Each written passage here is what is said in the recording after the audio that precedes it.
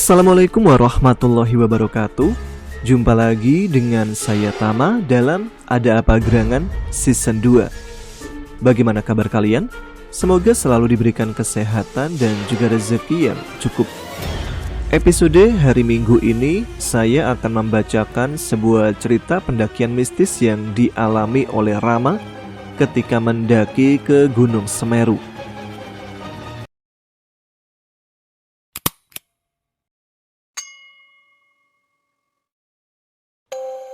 Kala itu, Rama melakukan pendakian ke Gunung Semeru bersama dengan teman-temannya dengan jumlah total 8 orang. Terdiri dari 4 laki-laki, yaitu Rama, Thorik, Yusuf, Wahyu, dan 4 wanita, Sinta, Putri, Amel, dan Dian. Mempersingkat cerita, mereka berdelapan telah berada di base camp Ranupani. Bang Thorik, ini cuman kita nih. Basir sama siapa tuh? Muklis, apa nggak ikut? Tidak Ram, cuma kita 8 orang. Oh, kirain ikut. Rama yang memang dari awal curi-curi pandang pada gadis yang bernama Dian, tiba-tiba dihampiri oleh gadis itu. Kenalin, aku Dian, katanya sambil mengulurkan tangan. Rama. Dan terjadilah perkenalan singkat di antara mereka. Karena memang tidak semua anggota pendakian kali itu saling kenal satu sama lain. Setelah mendaftar, mereka kembali mengecek perbekalan. Kemudian petugas basecamp memberikan beberapa penjelasan pada para pendaki. Setelah selesai, mereka berdelapan berkumpul di depan gapura Ranupane untuk berfoto-foto lebih dulu. Kemudian Thorik meminta rombongannya untuk berkumpul dan berdiri melingkar untuk berdoa bersama sebelum memulai pendakian. Untuk mengawali pendakian ini, kita panjatkan doa sesuai kepercayaan masing-masing. Berdoa, mulai. Setelah berdoa selesai, dengan bersorak semangat, pendakian ke puncak Semeru pun dimulai. Thorik memimpin pendakian kali itu, diikuti Yusuf, Wahyu, Sinta, Putri, Amel, Dian, dan yang terakhir Rama berada paling belakang. Setidaknya itu urutan yang teringat. Di awal pendakian tidak ada perbincangan sama sekali, hanya ditemani suara lagu-lagu yang bergema dari HP Nokia Express Musik kepunyaan Wahyu. Sesekali Rama ikut bernyanyi untuk menghilangkan kesunyian. Tapi tiba-tiba Dian yang ada di depannya nyeletuk. Suara kamu jelek tahu. Bodoh amat, penting aku senang. Idih, Saudian langsung melengos ke depan. Singkatnya mereka telah sampai di pos 1. Thorik pun menanyakan kondisi teman-temannya, apakah mau lanjut atau istirahat dulu. Dan atas permintaan para wanita, mereka pun istirahat lebih dulu di pos 1. Ketika beristirahat di pos 1, dari ujung matanya, Rama melihat ada sosok berwarna merah yang sedang berdiri seperti mengawasi mereka. Namun ketika Rama menoleh, tidak ada apa-apa. Setelah 10 menit istirahat, mereka pun melanjutkan perjalanan, namun dengan formasi sedikit berbeda di tengah. Walau begitu, Rama tetap berada di barisan paling belakang. Dalam perjalanan menuju ke pos 2, Thorik meminta untuk berhitung untuk memastikan kelengkapan rombongannya. Tidak lama mereka sampai di pos 2. Di pos 2 ini terdapat banyak pendaki, baik yang akan naik ataupun akan turun. Mereka pun membuka makanan ringan untuk mengganjal perut. Rama? Iya, ada apa? Mau roti nggak? Dia menawarkan roti pada Rama yang berada di dekatnya. Boleh, makasih ya. Tidak lama mereka berangkat lagi menuju ke pos 3.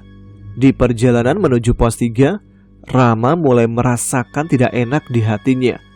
Dia pun terus waspada karena hari mendekati waktu surup. Kembali Thorik meminta teman-temannya berhitung. Namun ketika hitungan sampai pada Rama dan dia mengucap 8, tapi tiba-tiba dari arah belakangnya terdengar suara lirih perempuan mengucap 9, dan Rama merasa ada yang mengikutinya di belakang. Segera Rama membaca doa yang dipelajarinya, lalu dia menendang asal ke belakang. Dan benar saja, tendangannya mengenai sesosok wanita hingga sosok itu terjengkang ke belakang. "Danco," ucap sosok wanita berambut gimbal berpakaian putih lusuh sebelum menghilang dari pandangan Rama. Mendengar itu, Rama terkikik sendiri di belakang. Dian yang mendengar Rama ribut sendiri menoleh ke belakang. "Ada apa, Ram?" "Gak apa-apa." "Ram, aman?" tanya Torik dari depan. "Aman, Bang." Namun tidak lama rombongan terhenti karena mereka semua mendengar suara tertawa wanita. "Ayo, jalan lagi," ajak Torik, dan semua mengangguk lalu kembali berjalan. Namun kali ini tanpa berkata sedikit pun, karena semua merasa ketakutan. Sesekali masih terdengar suara tertawa perempuan dari arah atas.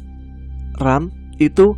"Shh, diem, fokus jalan aja," sergah Rama pada Dian yang sepertinya mendengar suara tertawa perempuan. Tidak lama mereka sampai juga di pos 3. Setelah melalui perdebatan kecil antara jalan atau istirahat, mereka pun memutuskan untuk jalan lagi karena kondisi pos 3 yang sepi dan gangguan yang baru saja mereka alami. Namun di saat mereka mau jalan kembali, tiba-tiba mereka dikejutkan dengan suara kepakan sayap yang sangat kencang. Lalu disusul suara wanita tertawa. Namun tawanya lebih mirip suara kuda yang mengikik. Mereka sempat kaget dan berhenti. "Udah, lanjut jalan, abaikan aja," ucap Rama pada teman-temannya. Dan mereka pun mulai jalan lagi. Tapi Rama bisa merasakan ada banyak orang yang mengikutinya di belakang. Suara itu sangat jelas, dan sesekali juga mendengar jeritan seorang wanita. Suara itu begitu nyaring di telinga Rama. Setelah membaca doa, suara-suara berisik di belakangnya pun menghilang, berganti suara-suara hewan dari dalam hutan. Singkat cerita, mereka sampai di Ranukumbolo, sebuah danau luas yang dihiasi kerlap-kerlip lampu tenda di pinggirnya. Waktu itu banyak sekali tenda, apalagi cuaca sedang cerah dan rembulan bersinar terang, membuat malam itu sangat indah. Mereka segera mencari lokasi yang pas untuk mendirikan tenda. Setelah menemukan tempat yang cocok, mereka membagi tugas. Rama dan Dian mendirikan tenda untuk perempuan. Torik dan Sinta mendirikan tenda untuk laki-laki. Kedua tenda tersebut didirikan berdampingan menghadap ke arah danau. Sementara Amel dan Putri menggali tanah berbentuk lingkaran, lalu di tengah lingkaran itu diberi batu-batu yang untuk perapian. Untuk Yusuf dan Wahyu, mereka sudah lebih dulu mencari kayu bakar ketika teman-temannya sibuk mengerjakan tugas masing-masing. Tidak lama Yusuf dan Wahyu kembali dengan membawa kayu bakar yang cukup banyak. "Kamu udah selesai belum, Ram?" "Udah." "Ayo bantu, angkat kayu dan ranting-ranting di sana." "Masih ada lagi?" "Ada, tinggal angkat doang." Kemudian para laki-laki menuju ke tempat Yusuf dan Wahyu mengumpulkan kayu dan mengangkat kayu yang sudah terkumpul itu. Sementara para wanita bersiap memasak. Di saat Rama mengangkat kayu terakhir, dia mendengar suara kerincing seperti suara gelang kaki. Bunyi itu terdengar hanya satu kali. Rama pun mengabaikannya. Namun saat dia akan meninggalkan hutan, dia terdiam karena mendengar suara gong yang dipukul. Disusul suara besi dipukul 3 kali. "Kamu kenapa, Ram?" Gak apa-apa," kata Rama sedikit gagap. "Ya sudah, yuk balik," ucap Yusuf sambil menatap penuh curiga. Setelah api unggun menyala, mereka lalu duduk melingkar untuk saling menghangatkan diri di depan perapian. Tidak lupa Yusuf mengeluarkan gitarnya mengiringi nyanyian malam itu, sementara Rama tengah asik menikmati rokok kretek sampurnanya. Memang untuk di gunung rokok kretek lebih cocok. Sambil merokok, Rama bangkit dari duduknya lalu berjalan menuju tepi danau. Kemudian duduk di sana sambil memandangi bulan yang bersinar terang. Namun, Rama dikejutkan dengan kedatangan Dian yang menepuk pundaknya dari belakang, membuat Rama yang sedang merokok langsung terbatuk. "Sialan kamu, ini minum dulu." "Alhamdulillah." "Ada apa?" "Gak apa-apa, pengen di sini aja." "Oh," jawab Rama singkat sambil menghisap rokok. kamu dari awal sampai sekarang cuek banget. Gak suka ya sama aku dan teman-temanku? Gak juga. Lah terus apa? Cerita dong. Enggak ah, ntar aja kalau udah turun. Oh ya udah. Mereka berdua pun melamun dan diam tanpa kata-kata lagi. Kalau boleh tahu, umur kamu berapa sih? Kalau aku 23. 18. Oh, kirain sepantaranku. Ternyata lebih muda. Rama pun hanya tersenyum, tapi pandangannya teralihkan ketika dia melihat lurus ke depan. Ada setitik cahaya di ujung danau. Semakin diamati, air di tengah danau mulai bergolak dan semakin lama semakin besar. Lalu sayup-sayup terdengar juga suara gending Jawa. Bersamaan dengan itu, seperti ada sosok yang sedikit demi sedikit mulai naik ke permukaan air. Saat sosok itu semakin jelas terlihat, Rama langsung menggandeng tangan Dian untuk mengajak dia kembali ke tenda. Rama, lepasin. Ayo buruan ke tenda. Ada apa sih? Nanti aja ku ceritakan. Di tengah jalan menuju ke tenda, mereka berdua bertemu dengan Wahyu. Dicariin malah gandengan tangan di sini. Lebih baik kita ke tenda dulu, saud Rama yang mengajak mereka berdua untuk kembali ke tenda karena merasa tidak nyaman berada di sana. Sesampainya di tenda, Yusuf, Torik, dan yang lainnya masih asik bernyanyi ria. Malam semakin larut. Torik dan lainnya masuk ke tenda untuk istirahat, kecuali Rama yang akan berjaga lebih dahulu ditemani oleh Dian. Mereka berdua menikmati malam dengan bercanda sambil menjaga api tetap menyala. Tadi pas di pinggir danau, kamu mau ngomong apa, Ram? Besok aja kalau udah turun, aku ceritain. Mereka pun terlibat pembicaraan yang lebih intim lagi, sampai akhirnya sepakat untuk menjalin kasih meskipun memang usia Rama lebih muda dari Dian. Pandangan Rama tidak lepas dari wajah Dian yang manis berbalut kerudung hitam. Di tengah asiknya mereka menikmati malam, tiba-tiba Yusuf dan Torik keluar dari tenda. Malah peluk-pelukan di sini. Kayak nggak tahu anak muda aja kau, Sup. Kalian ini ganggu aja. Udah belum peluknya? Sana masuk, gantian jaga.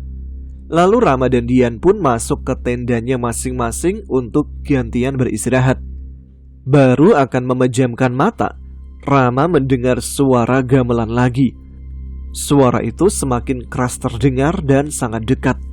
Rama pun membuka matanya lebar-lebar, dan dari belakang tenda terlihat bayangan seorang wanita menari. Namun Rama memilih menghiraukannya. Sampai akhirnya dia pun dapat terpejam dan tidur. Namun dalam tidurnya, Rama bermimpi sedang berada di suatu hutan sendirian. Di sana ada sebuah jalan setapak, dan Rama berjalan mengikuti jalan setapak itu.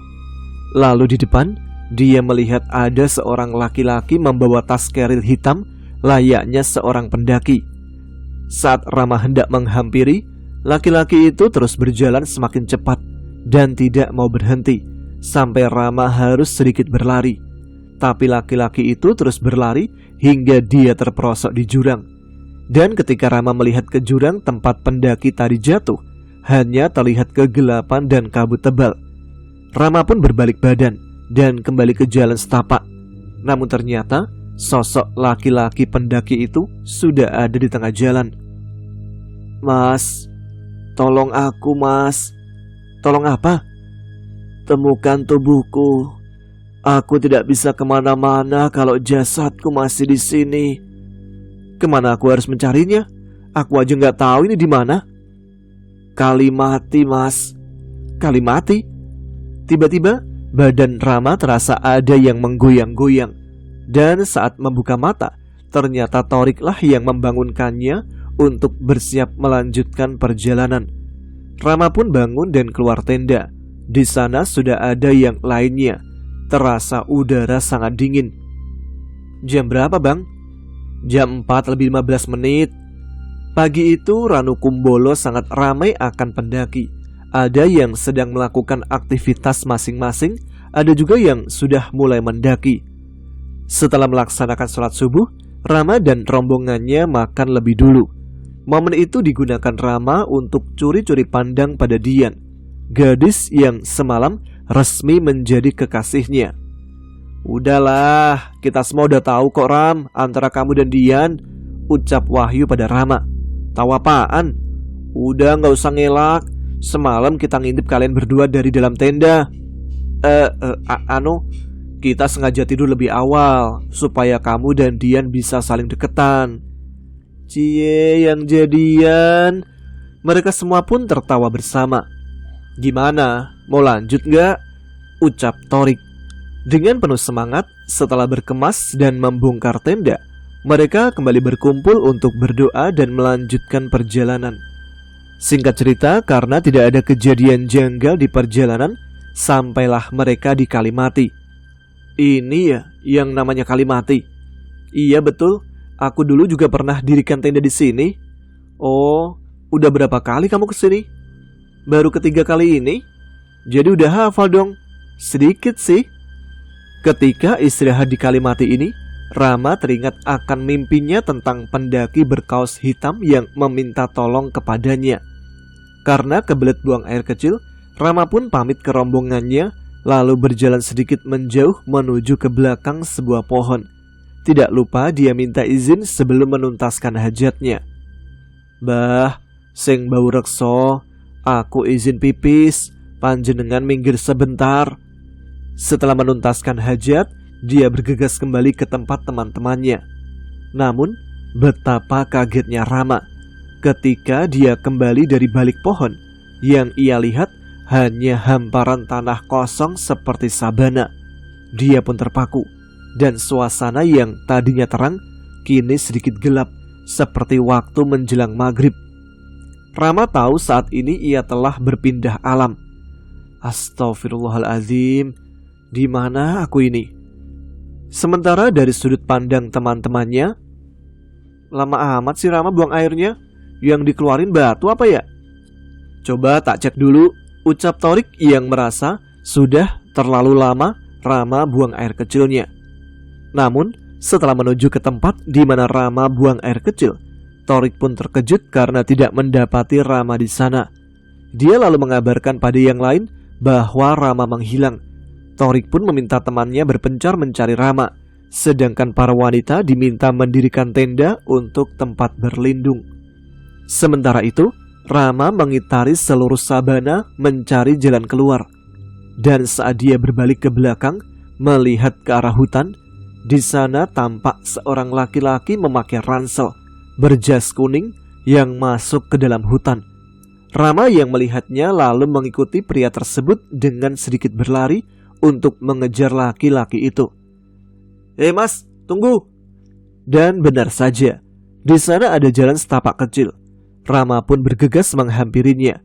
Namun sayang, dia tak bisa mengejar sosok pendaki itu. Karena sangat kelelahan, Rama pun membuka ranselnya untuk mengambil air minum. Selesai minum sedikit air, Rama kembali berjalan perlahan mengikuti arah jalan setapak ini. Lama berjalan, dia kembali mendengar suara gamelan yang semakin lama semakin terdengar jelas. Tidak lama, dia melihat ada sebuah perkampungan yang rumah-rumahnya terbuat dari bilik bambu. Di sana terdapat banyak sekali orang berlalu lalang sedang melakukan aktivitasnya masing-masing. Rama juga melihat ada banyak pendaki di sana yang sedang duduk-duduk. Namun anehnya, pandangan mereka seperti kosong. Ketika hendak melangkah lebih jauh, tiba-tiba dia dihentikan oleh seorang kakek-kakek yang rambutnya disanggul, memakai kain putih layaknya orang sedang ihram.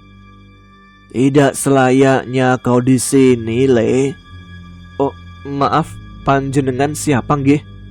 Kakek itu hanya tersenyum. Bagaimana bisa kamu sampai ke tempat ini? Aku juga tidak tahu, Kek. Setauku aku berada di Kalimati sedang buang air kecil. Berhati-hatilah, nak. Banyak bangsa jin jahat dan siluman yang suka kepadamu. Kamu memiliki darah serta tulang wangi. Bagaimana kakek bisa tahu? Aku tahu banyak hal tentangmu, termasuk siapa leluhurmu. Boleh cek kodam, Kek? Kakek itu hanya melotot pada Rama. Rama pun hanya nyengir kuda. Ini pasti tambahan nih, masa malah tanya kodam? Jangan percaya tanya-tanya kodam gitu ya guys. Gak bener itu. Masa kemarin kodamku dibilang monyet birahi? Rama kemudian berjalan mengikuti kakek itu. Gunung Semeru ini merupakan tiang panjang tanah Jawa, pusatnya tanah Jawa yang menyeimbangkan Pulau Jawa. Lalu, kampung apa tadi kek? Dan kenapa ada banyak pendaki di sana? Itu merupakan perkampungan jin yang suka menjebak para pendaki. Sekali kau masuk ke sana, tidak akan bisa kembali ke duniamu lagi. Mendengar itu membuat Rama merinding dan ngeri. Berarti saya tidak bisa membawa mereka kembali, kek? Kakek itu hanya menggeleng. Rama pun teringat akan mimpinya bertemu seorang pendaki yang meminta tolong kepadanya. Namun apa daya, ini di luar kemampuannya. Apa masih banyak perkampungan seperti tadi di gunung ini, kek? Di sini banyak sekali perkampungan gaib. Bukan hanya perkampungan, bahkan kerajaan dan para siluman mempunyai area kekuasaannya sendiri-sendiri. Jadi kalian para pendaki berhati-hatilah. Selalu ingat Sang Pencipta dan mintalah perlindungan hanya kepadanya. Oh iya kek, tadi di Ranukumbolo aku melihat ada seorang wanita menari di atas air danau. Abaikan saja, yang penting kau selamat. Iya kek. Sementara di tempat lain, teman-teman Rama sangat mengkhawatirkannya, terutama Dian yang bahkan sampai menangis. Yang sabar Yan, Rama bentar lagi ketemu kok. Iya, Torik, Yusuf dan Wahyu juga lagi mencarinya. Kamu yang kuat ya Yan. Aku gak mau kehilangan untuk yang kedua kalinya. Tidak lama Yusuf dan Wahyu kembali ke tenda tanpa Rama. Suf, Yu, gimana? Udah ketemu? Yusuf dan Wahyu hanya menggelengkan kepala, tanda belum mendapatkan titik terang dari Rama. Tidak lama Torik juga datang dan tidak mendapati Rama juga. Kita tunggu pagi saja. Kalau belum juga kembali, kita lapor ke petugas. Di lain tempat, Rama masih berjalan bersama kakek tersebut dan menggunakan momen itu untuk bertanya segala hal kepadanya. Apa kakek mengenal leluhurku juga? Kelak kau akan mengetahuinya sendiri. Setelah ini, kamu berjalan sendiri ya Cuk. Lewati pohon yang sisi sejajar itu. Lalu ikuti jalan setapak itu. Dan jangan hiraukan suara-suara jika kau mendengarnya. Baik kek. Oh iya, satu pesanku. Sebaiknya kalian membatalkan pendakian kalian menuju puncak Mahameru. Saat ini, gunung ini menginginkan tumbal. Kakek tidak tahu siapa yang akan diambil. Berhati-hatilah, jangan sampai itu adalah rombongan kalian. Mendengar itu, Rama bergidik ngeri sekaligus khawatir kepada teman-temannya. Apa maksudnya gunung ini menginginkan tumbal, kek? Setiap hari lautan dan gunung-gunung memohon pada Sang Hyang Pencipta untuk diizinkan menghabisi manusia karena kerusakan yang diciptakannya. Dan kalian dengan percaya diri datang kemari?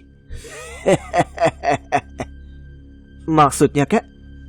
Kakek itu tidak menjawab, namun langsung menghilang dari pandangan Rama, meninggalkan pertanyaan baru untuknya.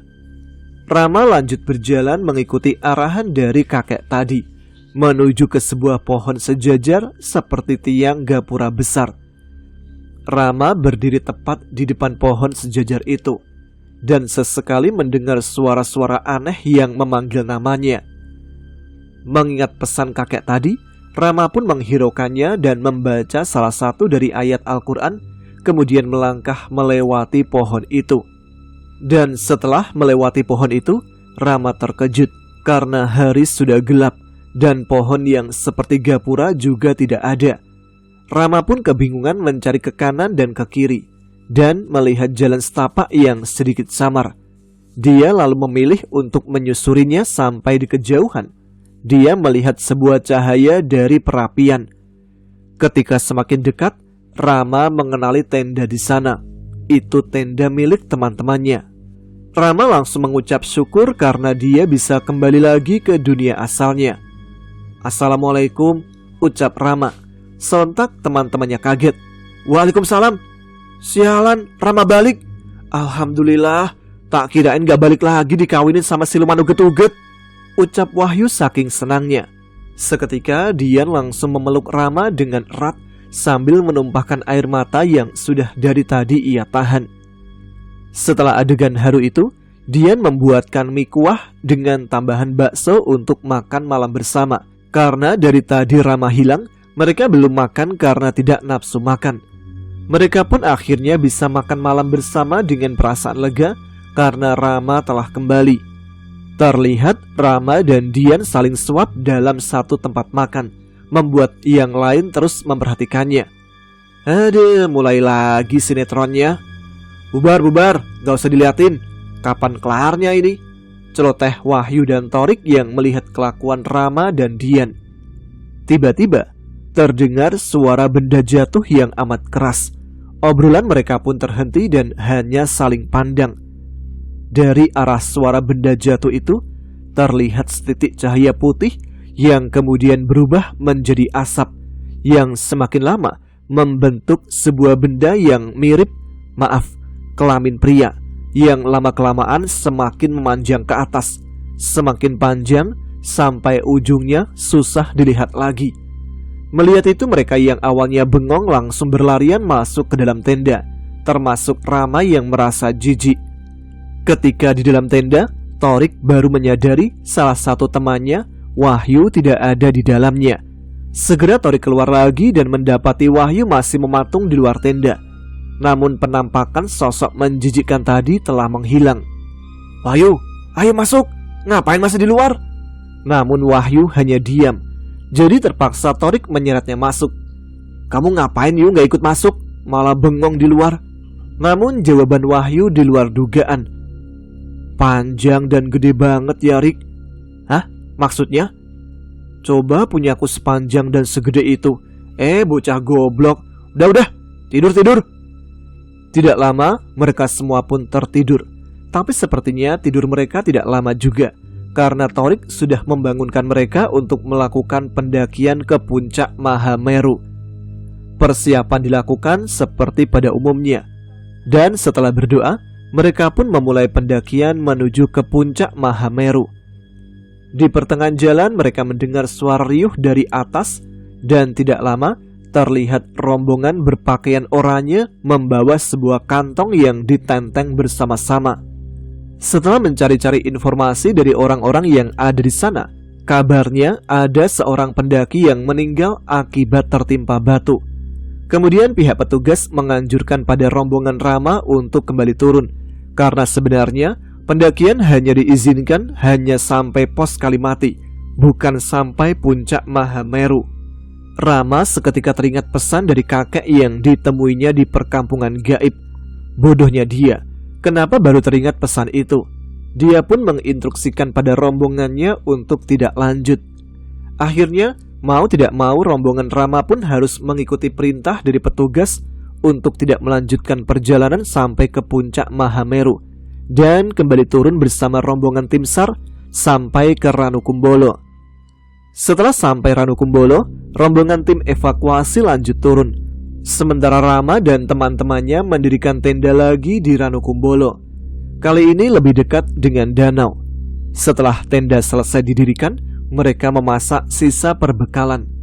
Selesai memasak, Rama pergi ke pinggir danau untuk merokok. Kemudian Dian menghampiri dan tiba-tiba bersandar di bahu Rama. Segera Rama mematikan rokoknya dan menyambut Dian.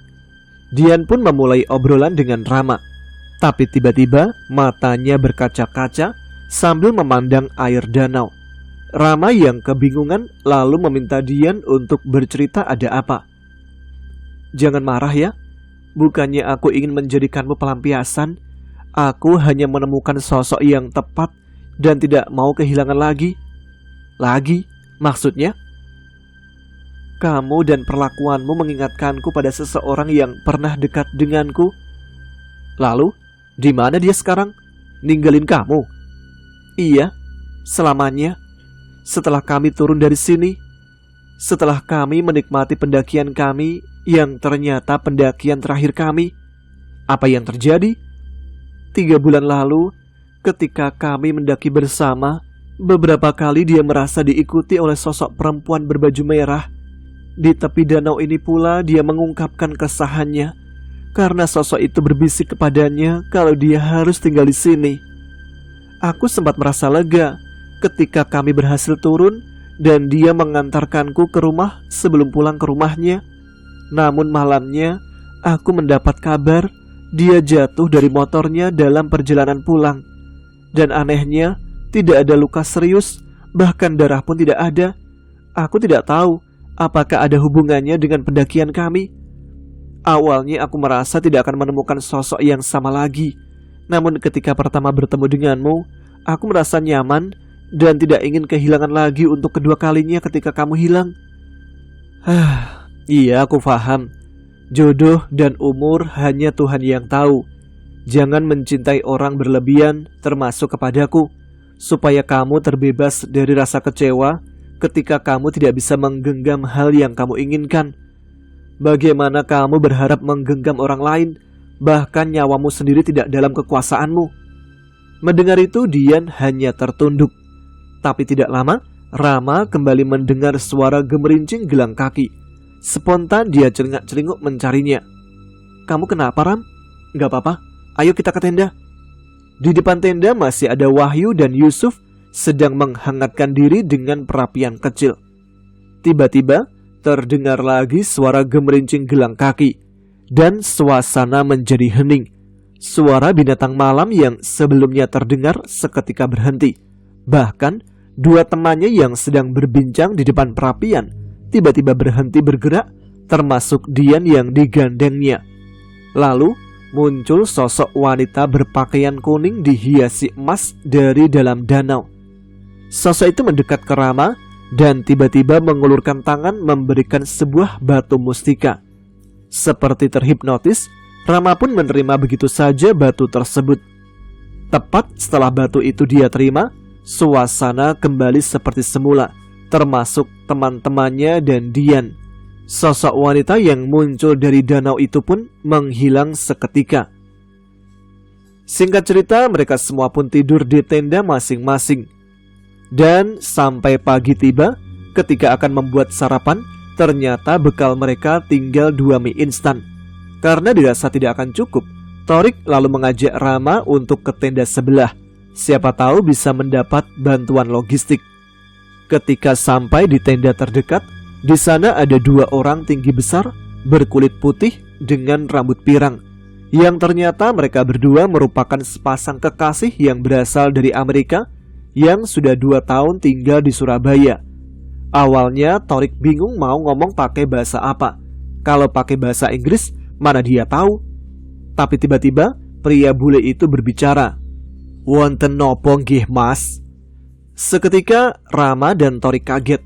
Walaupun bicara seperti lidah ketekuk, tapi pria bule itu bicara pakai bahasa Jawa halus, cok. Thorik pun mengutarakan niatnya untuk minta bantuan logistik. Dan kebetulan memang bekal pria bule yang bernama Martin itu masih ada banyak. Thorik pun spontan mengajak mereka untuk memasak bersama. Makan enak mereka kali ini, karena bekal para bule itu tidak seperti bekal mereka yang hanya berupa mie instan dan bakso. Ada sayur, buah-buahan, daging, makanan kaleng beraneka macam, dan lain-lain. Mereka semua melahap makanan dengan nikmat. Setelah selesai, mereka sempatkan berfoto-foto bersama dan berpamitan turun duluan. Tidak lupa mereka mengucapkan terima kasih. Di tengah perjalanan, Rama melihat ada sosok wanita memakai daster merah sedang berdiri di pinggir jalur. Kalian mencium sesuatu nggak? Tanya Wahyu yang tiba-tiba penciumannya mencium wangi bunga. Masih siang ini, jangan ngada-ngada. Beneran ini, Aku mencium bau melati. Udah, jalan aja. Rama melihat di belakang sosok wanita bergaun merah itu terdapat seorang pria dengan setelan pendaki lengkap dengan tas kerilnya. Pria itu hanya berdiri diam sambil menundukkan wajahnya. Namun karena sosok itu tidak mencoba mengusik rombongan Rama, jadi Rama mengabaikannya dan lanjut berjalan. Tidak lama mereka pun telah sampai di base camp Ranupani. Setelah laporan mereka pun pulang. Namun kali ini Rama berboncengan dengan Dian karena Dian mengajaknya untuk mampir ke rumahnya. Walaupun hubungan Rama dan Dian direstui orang tuanya, tapi pada akhirnya bukan Dian yang menjadi jodoh Rama. Kisah Rama selengkapnya bisa disimak di cerita mistis bersambung yang berjudul Balung Wangi. Terima kasih untuk teman-teman yang telah menyimak. Kita jumpa lagi di episode yang akan datang. Bagi yang tanya kelanjutan cerita Villa Angkernya Bang Hendra, mohon bersabar ya, sedang tahap penulisan. Baik, sekian episode kali ini. Saya Tama harus pamit. Wassalamualaikum warahmatullahi wabarakatuh.